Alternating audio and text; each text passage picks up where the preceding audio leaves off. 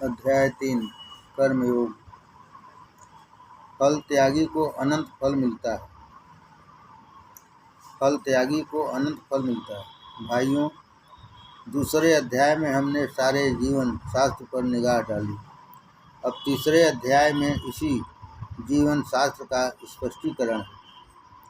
पहले हमने तत्वों का विचार किया, अब उनकी तफसील में जाएंगे। पिछले अध्याय में कर्मयोग संबंधी विवेचन किया था। कर्मयोग में महत्व की वस्तु है फल त्याग। कर्मयोग में महत्व की वस्तु है फल त्याग। कर्मयोग में फल त्याग तो है, परंतु प्रश्न यह उठता है कि फिर फल मिलता भी है या नहीं। अतः तीसरे अध्याय में कहते हैं कि कर्म फलों को छोड़ने से कर्मयोगी उल्टा अनंत गुना फल प्राप्त करता है। कर्म फलों को छोड़ने से कर्मयोगी उल्टा अनंत गुना फल प्राप्त करता है। यहाँ मुझे लक्ष्मी की कथा याद आती है। उसका था स्वयंवर। सारे देव दानव बड़ी आशा बांधे आए थे। लक्ष्मी ने अपना प्रण पहले प्रकट नहीं किया। सभा मंडप में आकर वह बोली, मैं उसी के गले में वरमाला डालूंगी जिसे मेरी चाह न होगी। मैं उसी के गले में वरमाला डालूंगी जिसे मेरी चाह न होगी। वे तो सब थे लालची। लक्ष्मी निष्फ्रिय वर खोजने निकल पड़ी। शेष नाग पर शांत भाव से लेटी हुई भगवान विष्णु की मूर्ति उसे दिखाई दी। उनके गले में वरमाला डालकर वह अब तक उनके चरण दबाती हुई बैठी ही है।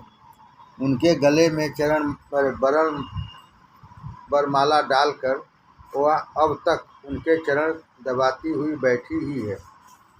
न मांगे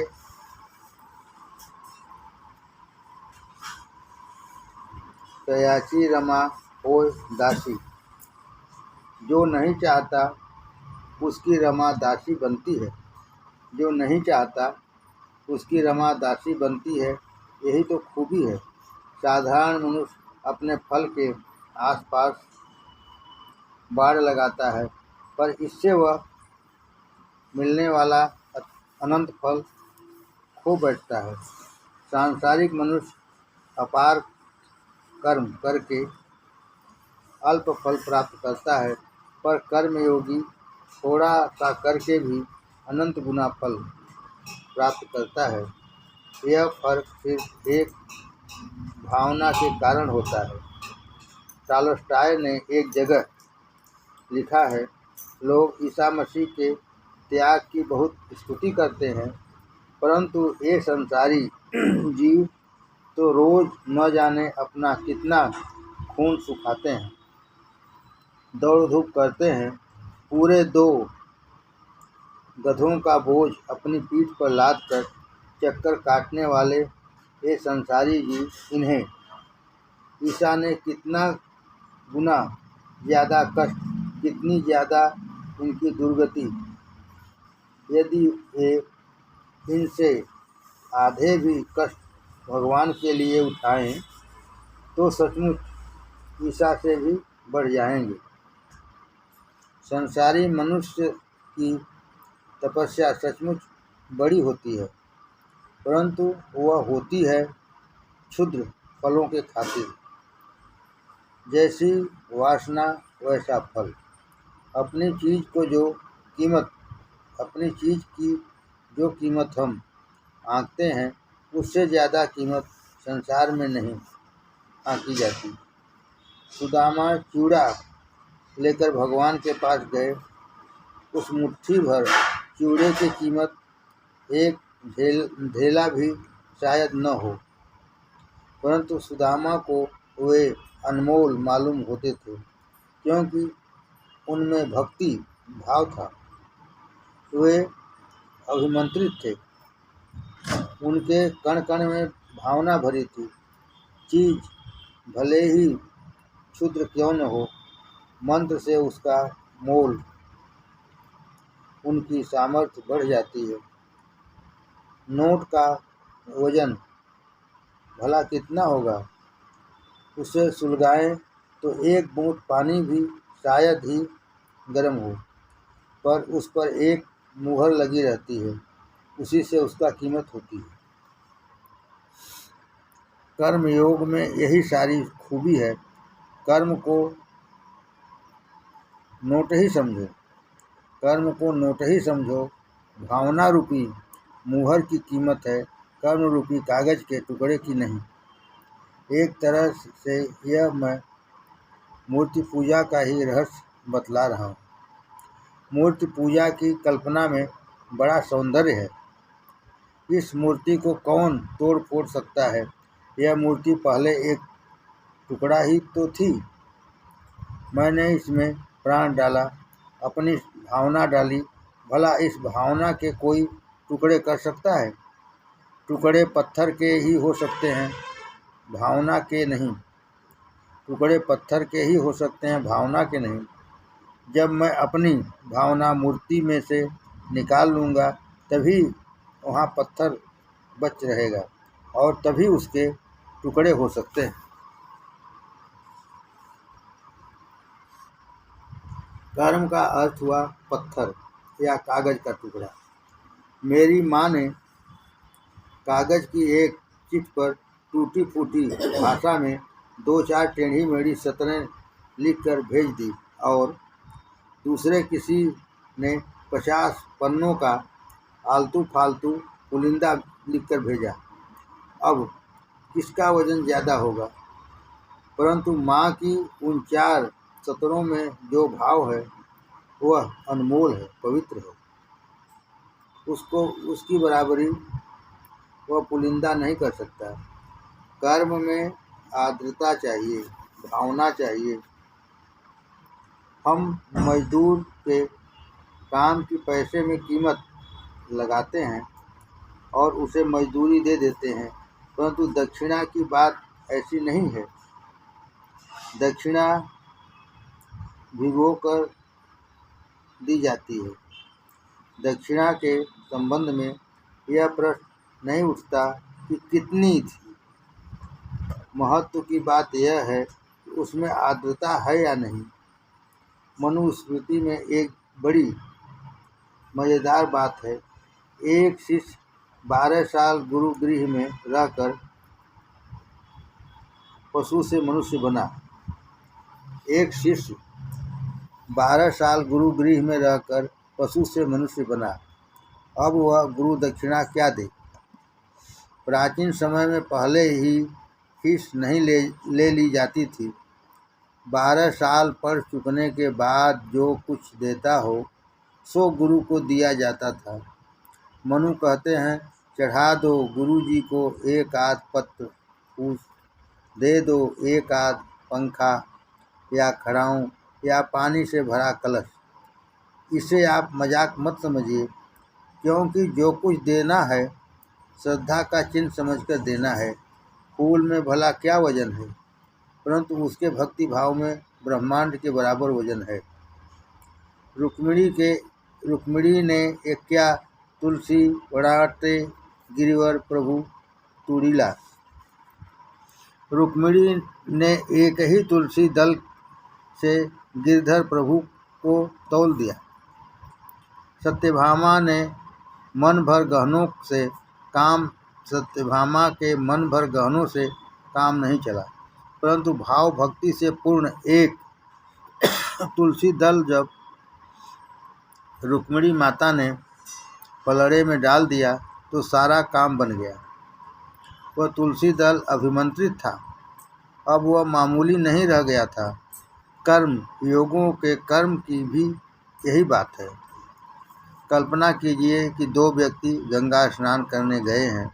उनमें से एक कहता है, लोग गंगा गंगा कहते हैं, उसमें है क्या? 2 हिस्से हाइड्रोजन, एक हिस्सा ऑक्सीजन, ऐसे 2 गैस एकत्र कर दिए तो हो गई गंगा। इससे अधिक उसमें क्या है? दूसरा कहता है, भगवान विष्णु के पद कमलों से यह निकली है। शंकर के जटाजूट में इसने वास किया है। हजारों ब्रह्मर्षियों ने और राजर्षियों ने इसके तीर पर तपस्या की है। अनंत पुण्य कृत इसके किनारे पर हुए हैं। ऐसी यह पवित्र गंगा माई हैं। इस भावना से अभिभूत होकर वह उसमें नहाता है। वह ऑक्सीजन हाइड्रोजन वाला भी नहाता है। अब देह शुद्धि रूपी फल तो दोनों को मिला ही, परंतु उस भक्त को देह शुद्धि के साथ ही चित्त शुद्धि रूपी फल भी मिला। यूँ तो गंगा में बैल भी नहाए तो उसे देह शुद्धि प्राप्त होगी, शरीर की गंदगी निकल जाएगी, परंतु मन का मैल कैसे धुलेगा।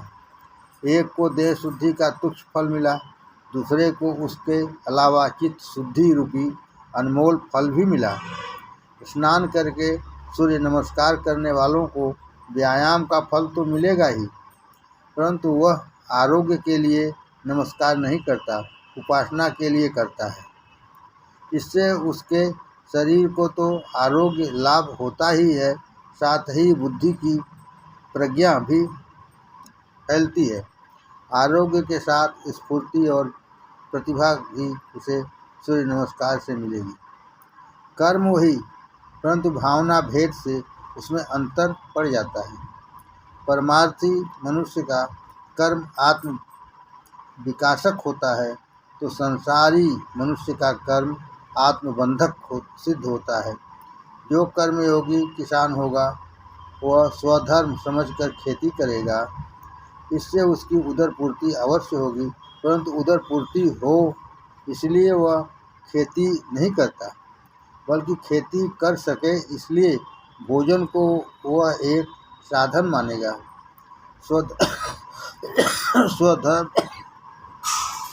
उसका साध्य है और भोजन उसका साधन हुआ। परंतु दूसरा सामान्य किसान होगा, उसके लिए उदर पूर्ति साध्य और खेती रूपी स्वधर्म साधन होगा। ऐसी यह एक दूसरे से उल्टी अवस्था है। दूसरे अध्याय में स्थित प्रज्ञ के लक्षण बताते हुए यह बात मज़ेदार ढंग से कही गई है। जहाँ दूसरे लोग जागृत रहते हैं वहाँ कर्मयोगी सोता रहता है। जहाँ दूसरे लोग जागृत रहते हैं वहाँ कर्मयोगी सोता रहता है। जहाँ दूसरे लोग निद्रित रहते हैं वहाँ कर्मयोगी जागृत रहता है। हम उदर पूर्ति के लिए जागृत रहेंगे तो कर्मयोगी इस बात के लिए जागृत रहेगा कि उनका एक क्षण भी बिना कर्म के न जाए। वह खाता भी है तो मजबूर होकर इस पेट के मटके में इसलिए कुछ डालता है कि डालना जरूरी है। संसारी मनुष्य को भोजन में आनंद आता है, योगी को भोजन में कष्ट होता है। सांसारिक मनुष्य को भोजन में आनंद आता है, योगी को भोजन में कष्ट होता है। इसलिए वह स्वाद ले लेकर भोजन नहीं करेगा, संयम से काम लेगा। एक की जो रात वह दूसरे का दिन, और एक का जो दिन वह दूसरे की रात। अर्थात जो एक का आनंद वही दूसरे का दुख, और जो एक का दुख वही दूसरे का आनंद हो जाता है। संसारी और कर्मयोगी दोनों के कर्म तो एक से ही हैं, परंतु कर्मयोगी की विशेषता यह है कि वह फलाशक्ति छोड़कर कर्म में ही रमता है। संसारी की तरह योगी खाएगा, पिएगा, सोएगा, परंतु तत्संबंधी उसकी भावना भिन्न होगी। इसलिए तो आरंभ में ही स्थित प्रज्ञ की संयम मूर्ति खड़ी कर दी गई है, जबकि गीता के अभी 16 अध्याय बाकी हैं। संसारी पुरुष और कर्मयोगी दोनों के कर्मों का साम्य और वैषम्य तत्काल दिखाई दे जाता है। फर्ज कीजिए कि कर्मयोगी गोरक्षा का काम कर रहा है,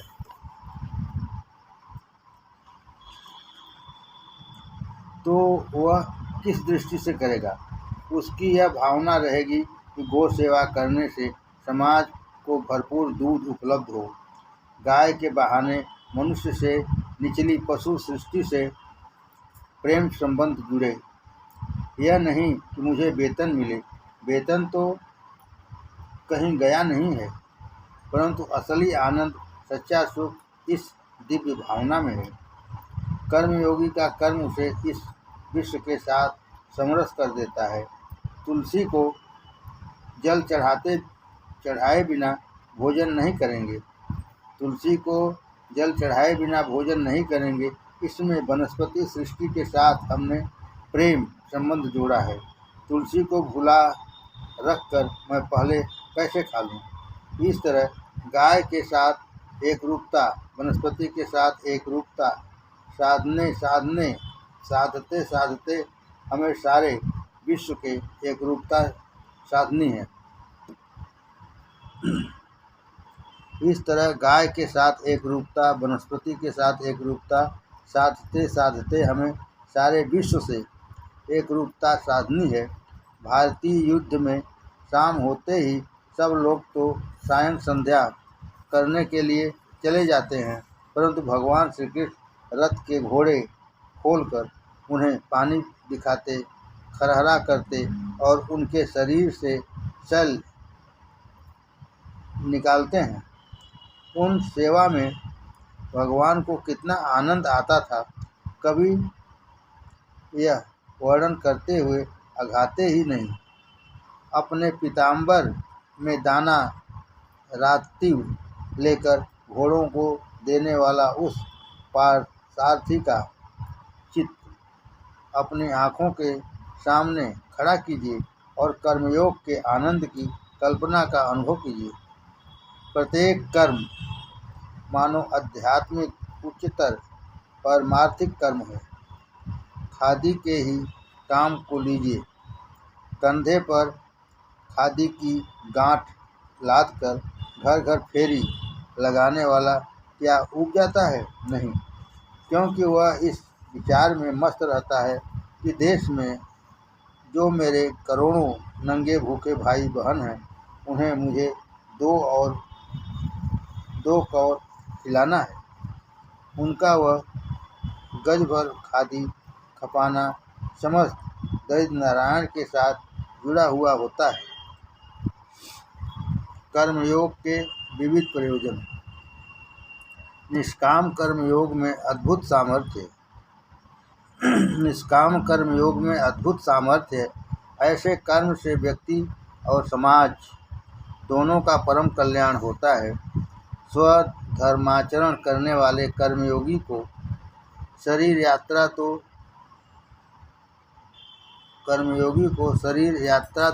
चलती ही है,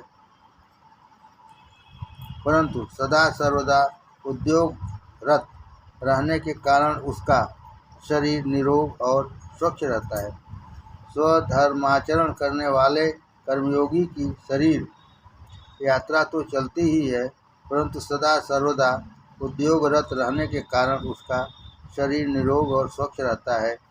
उसके इस कर्म की बदौलत उसके समाज का भी, जिसमें वह रहता है, अच्छी तरह योगक्षेम चलता है।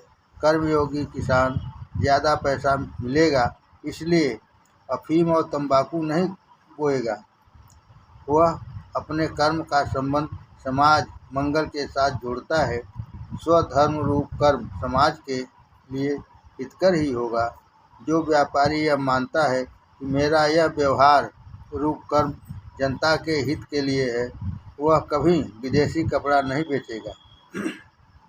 उसका व्यापार समाज जो कारक होगा। अपने को भूलकर अपने आसपास के समाज से समरस होने वाले ऐसे कर्मयोगी जिस समाज में पैदा होते हैं, उसमें सुव्यवस्था, समृद्ध और सौमनस्य रहता है। कर्मयोगी के कर्म के फलस्वरूप उसकी शरीर यात्रा तो चलती ही है, उसकी देह और बुद्धि तेजस्वी रहती है और समाज का भी कल्याण होता है। इन दो फलों के अलावा चित्त शुद्धि का भी महान फल उसे मिलता है। कर्म का कर्मणा शुद्धि ऐसा कहा गया है। कर्म चित्त शुद्धि का साधन है, परंतु सर्वसाधारण जो कर्म करते हैं वह नहीं। कर्मयोगी जो अभिमंत्रित कर्म करता है उसी से चित्त शुद्धि होती है। महाभारत में तुलाधार वैश्य की कथा है। जाजली नामक ब्राह्मण तुलाधार के पास ज्ञान प्राप्ति के लिए जाता है। तुलाधार उससे कहते हैं, भैया इस तराजू की डंडी को सदा सीधा रखना पड़ता है। इस बाह्य कर्म को करते हुए तुलाधार का मन भी सीधा सरल हो गया। छोटा बच्चा दुकान में आ जाए या बड़ी उम्र का, उसकी डंडी सबके लिए एक सी रहती है, न ऊंची न नीची। उद्योग का मन पर प्रभाव होता है। कर्मयोगी के कर्म को एक प्रकार का जप ही समझो, उससे उसकी चित्त शुद्धि होती है और फिर निर्मल चित्त में ज्ञान का प्रतिबिंब पड़ता है। अपने भिन्न भिन्न कर्मों से कर्मयोगी की अंत में ज्ञान प्राप्त करते हैं। अपने भिन्न भिन्न कर्मों से कर्मयोगी अंत में ज्ञान प्राप्त करते हैं। तराजू की डंडी से तुलाधार को समवृत्ति मिली। सेना नाई बाल बनाया करता था। दूसरों के सिर का मैल निकालते निकालते उसे ज्ञान हुआ, देखो मैं दूसरे के सिर का मैल तो निकालता हूँ, परंतु क्या खुद कभी अपने सिर का, अपनी बुद्धि का भी मैल मैंने निकाला है? ऐसी आध्यात्मिक भाषा उसे उस कर्म से सूझने लगी। खेत का कचरा निकालते निकालते कर्मयोगी को खुद अपने हृदय का वासना विकार रूपी कचरा निकाल डालने की बुद्धि उपजती है। कच्ची मिट्टी को रौंद कर समाज को पक्की हंडिया देने वाला गारा कुम्हार अपने मन में ऐसी पक्की गांठ बांधता है कि मुझे अपने जीवन की भी हंडिया पक्की बना लेनी चाहिए। इस तरह वह हाथ में थपकी देकर हंडिया कच्ची है या पक्की, यूँ संतों की परीक्षा लेने वाला परीक्षक बन जाता है। इससे यह सिद्ध होता है कि कर्मयोगी जो कर्म या धंधे करता है उनकी भाषाओं में से ही उसे भव्य ज्ञान प्राप्त हुआ है। वे कर्म क्या थे? मानो उनकी अध्यात्म शाला थी। उनके वे कर्म उपासनामय, सेवामय थे। वे देखने में व्यवहारिक परंतु वास्तव में आध्यात्मिक थे। कर्मयोगी के कर्म से एक और भी उत्तम फल मिलता है और वह है समाज के सामने एक आदर्श। समाज में यह भेद तो है ही कि यह पहले जन्मा है और यह बाद में।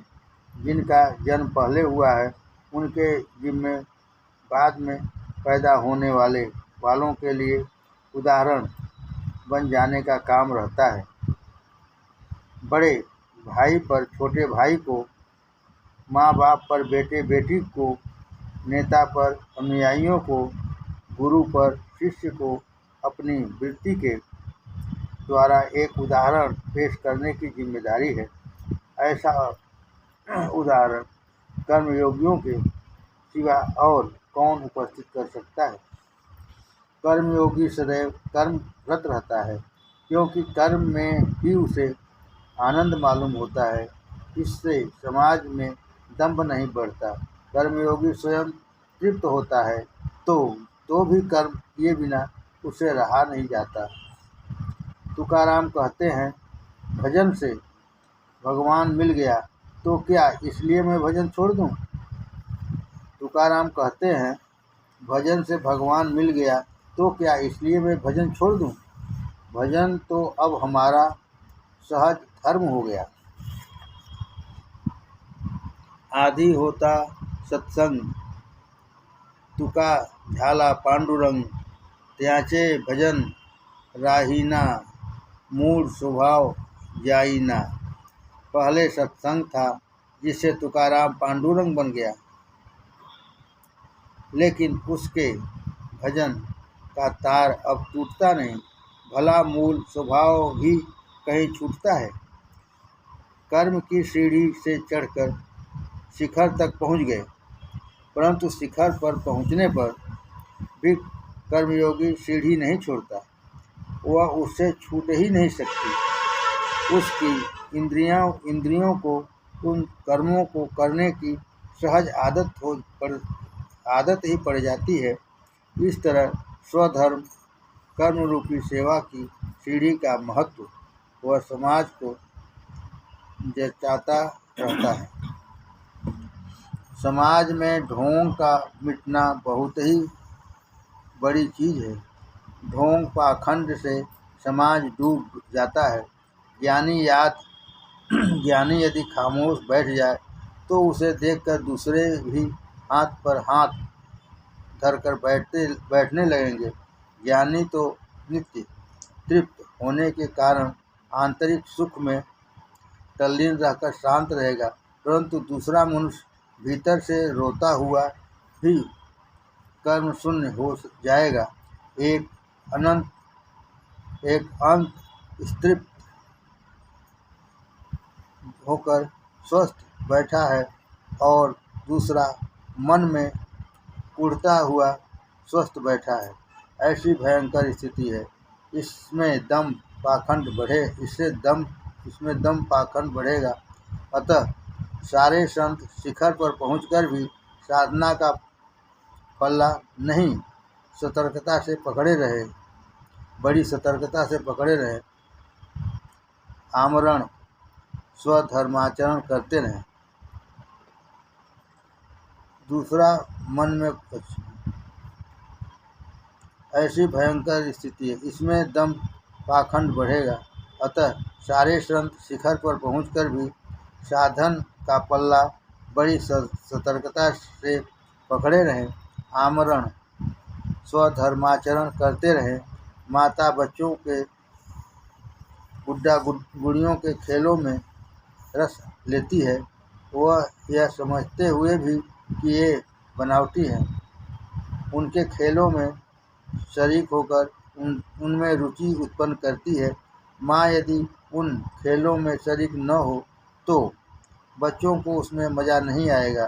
कर्मयोगी तृप्त होकर कर्म छोड़ देगा तो दूसरे अतृप्त रहते हुए भी कर्म छोड़ देंगे। हालांकि मन में भूखे और निरानंद रहेंगे। अतः कर्मयोगी मामूली आदमी की तरह ही कर्म करता रहता है। वह यह नहीं मानता कि मैं कोई विशिष्ट मनुष्य हूँ। औरों की अपेक्षा वह अनंत गुना परिश्रम बाहर से करता है।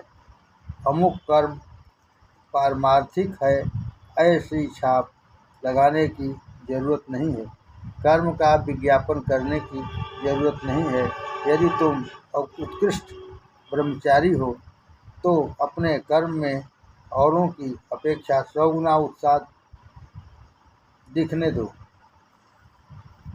कम खाना मिलने पर भी तिगुना काम होने दो। समाज की सेवा अपने द्वारा अधिक होने दो। अपना ब्रह्मचर्य अपने आचार व्यवहार में दिखने दो। चंदन की सुगंध बाहर फैलने दो। सार यह है कि कर्मयोगी फल की इच्छा छोड़ने से ऐसे अनंत फल प्राप्त करेगा। उसकी शरीर यात्रा चलती रहेगी। शरीर और बुद्धि दोनों सतेज रहेंगे। जिस समाज में वह विचरेगा वह समाज सुखी होगा।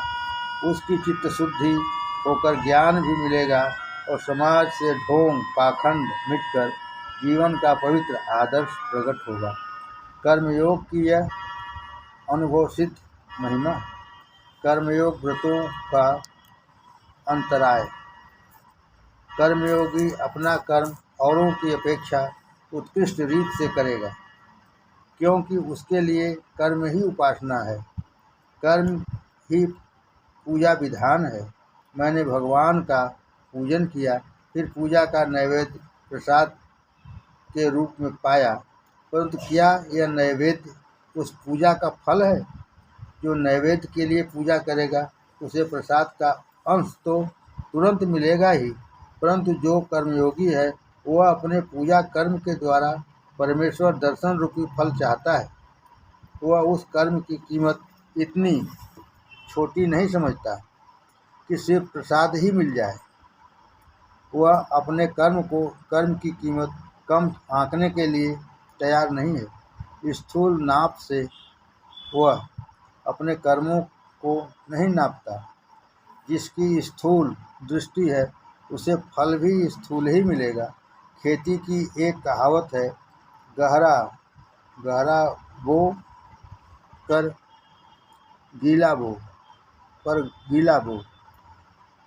महज गहरे जोतने से काम नहीं चलेगा, नीचे तरी भी होनी चाहिए। गहराई और तरी दोनों होगी तो भुट्टा बड़ा कलाई के बराबर निकलेगा। अतः कर्म गहरा अर्थात उत्कृष्ट होना चाहिए। फिर उसमें ईश्वर भक्ति, ईश्वरार्पण रूपी तरी भी होनी चाहिए। कर्मयोगी गहरा कर्म करके उसे ईश्वरार्पण कर देता है। कर्मयोगी गहरा कर्म करके उसे ईश्वरार्पण कर देता है। परमार्थ के संबंध में कुछ मूर्खतापूर्ण कल्पनाएं हमारे अंदर फैल गई हैं। लोग समझते हैं जो परमार्थी हो गया उसे हाथ पांव हिलाने की जरूरत नहीं, काम काज करने की जरूरत नहीं। कहते हैं जो खेती करता है, खादी बुनता है, वह कैसा परमार्थी। परंतु कोई यह नहीं पूछता कि जो भोजन करता है वह कैसा परमार्थी। कर्म योगियों का परमेश्वर तो कहीं घोड़ों को खरहरा कराता हुआ खड़ा है। कर्मयोगियों का परमेश्वर तो कहीं घोड़ों को खरहरा कराता हुआ खड़ा है। राजसूय यज्ञ के समय जूठी पत्तलें उठाता है, जंगल में गायें चराने जाता है। वह द्वारिकाधीश फिर जब कभी गोकुल जाता है तो बंसी बजाते हुए गायें चराता था। वह द्वारिकाधीश फिर जब कभी गोकुल जाता था तो बंसी बजाते हुए गायें चराता था। इस तरह संतों ने तो घोड़ों को खरहरा करने वाला, गायें चराने वाला, रथ हाँकने वाला, पत्तल उठाने वाला, लीपने वाला कर्मयोगी परमेश्वर खड़ा किया है। और खुद संत भी कोई दर्जी का, तो कोई कुम्हार का, तो कोई बुनकर का, तो कोई माली का, तो कोई आटा पीसने का, तो कोई बनिए का, कोई नाई का, तो कोई मरे ढोल खींचने का काम करते करते मुक्त हो गए। ऐसे इस दिव्य कर्मयोग के व्रत से मनुष्य दो कारणों से दिखता है। इस सिलसिले में हमें इंद्रियों का विशिष्ट स्वभाव ध्यान में रखना चाहिए। हमारी इंद्रियां सदैव यह चाहिए और वह नहीं चाहिए ऐसे द्वंद्वों से घिरी रहती हैं। जो चाहिए उसके लिए राग अर्थात प्रीत, और जो नहीं चाहिए उसके प्रति मन में द्वेष उत्पन्न होता है। ऐसे ये राग द्वेष काम क्रोध मनुष्य को नोच नोच कर खाते हैं। कर्मयोग वैसे कितना बढ़िया, कितना रमणीय, कितना अनंत फलदायी है, परंतु ये काम क्रोध, इसे ले और उसे छोड़, ऐसा झमेला हमारे पीछे लगाकर दिन रात हमें सताते रहते हैं। अतः भगवान इस अध्याय के अंत में खतरे की घंटी बजाते हैं कि इनका संग छोड़ो, इनसे बचो। स्थित प्रज्ञ जिस प्रकार संयमी की मूर्ति होता है, उसी प्रकार कर्मयोगी को बनना चाहिए।